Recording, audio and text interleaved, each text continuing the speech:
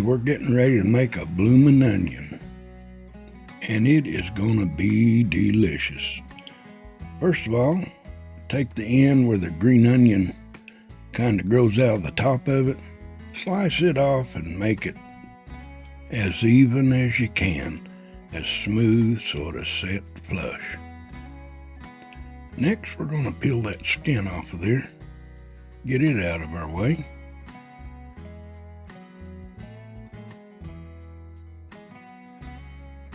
Now the root end, you don't want to cut off. I do trim it up a little, but you don't want to go down no farther than that. Now if you cut it off like we did the top, the onion would just fall apart and it'd be awful hard to make a bloomin' onion out of it.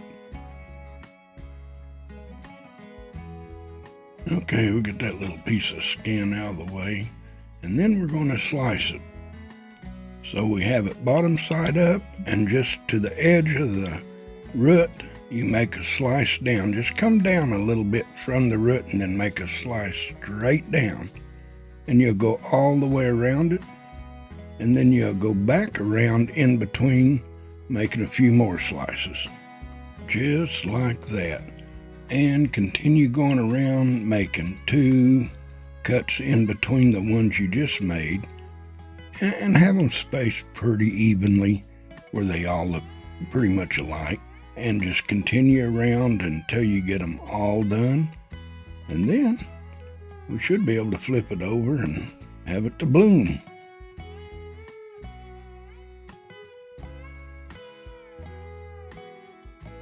Now you should be able to just pull on them and start having it to bloom out, flare out a little bit. Open them up as much as you can. You'll have to pull them apart in there a little bit, but should be able to open it up and make it look pretty good.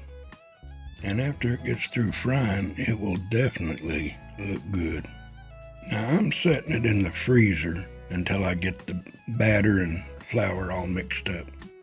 Okay, we have 1 cup of flour with 1 tablespoon of cornstarch, 1/2 tablespoon of baking powder, 1/2 tablespoon of black pepper, a teaspoon of garlic powder, and a tablespoon of paprika. And of course you can spice it up more by putting cayenne pepper, other seasonings like that, whatever you want in it to make it taste the way you want it. And now we'll get this all mixed up here really good, and we're going to set it to the side here, and then we're going to make our egg wash. And for that, we're going to crack 2 eggs and put them in the bowl.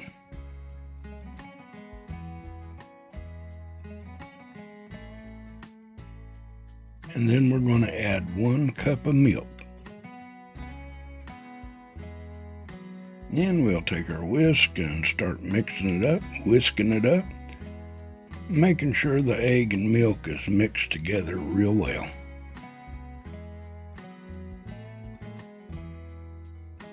Lightly dust that bloomin' onion with cornstarch.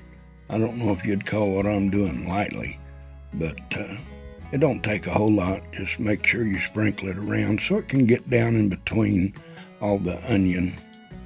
And I understand the cornstarch helps it dry out a little bit and lets everything stick to it better, make a better crust.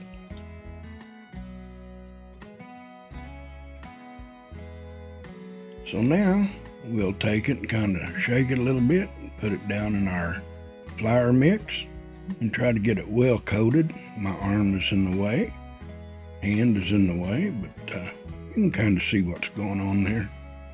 You know, I was wondering, I thought, man, is this going to turn out? I should have got a bigger bowl. Now you want to make sure you get that flour mix all over it as best you can and everything. Get it well inside, and then you can just pick it up and kind of shake it out a little bit before you put it in the egg washer. Okay, I believe we're ready to put it over in the egg wash and get it well soaked. As much as we can anyways. Now here I am trying to use my fingers to get that in there. Should have had a spoon dipping it and making sure it gets inside, but it does. We flip it over and get it soaked pretty good. Now we go back into the flour mix, coat it well again, making sure it's all down inside of it, and you kind of pull them apart a little bit to sprinkle that flour mix down in there. Make sure it gets in between a lot of that, make sure it's open, and getting that flour all in there.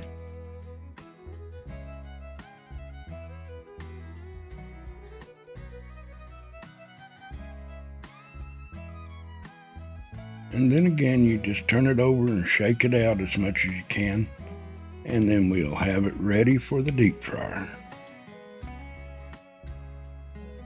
Well, I believe that's going to be pretty good.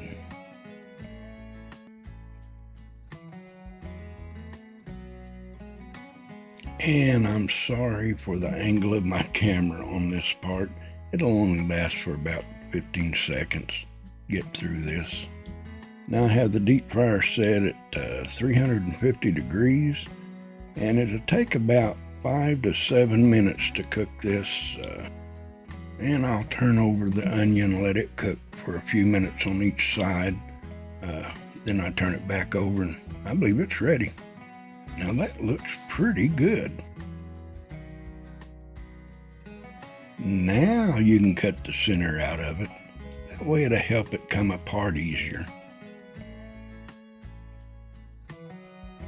Okay, we're going to mix up some dipping sauce. I use about 2 tablespoons of mayonnaise,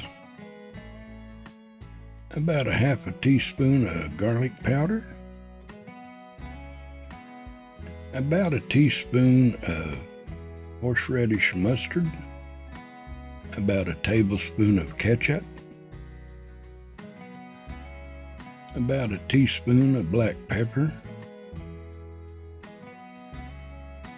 and a little more than a teaspoon of paprika.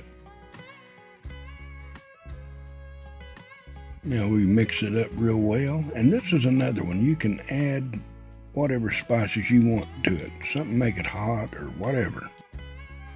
Now I want you to look at that. That looks fantastic.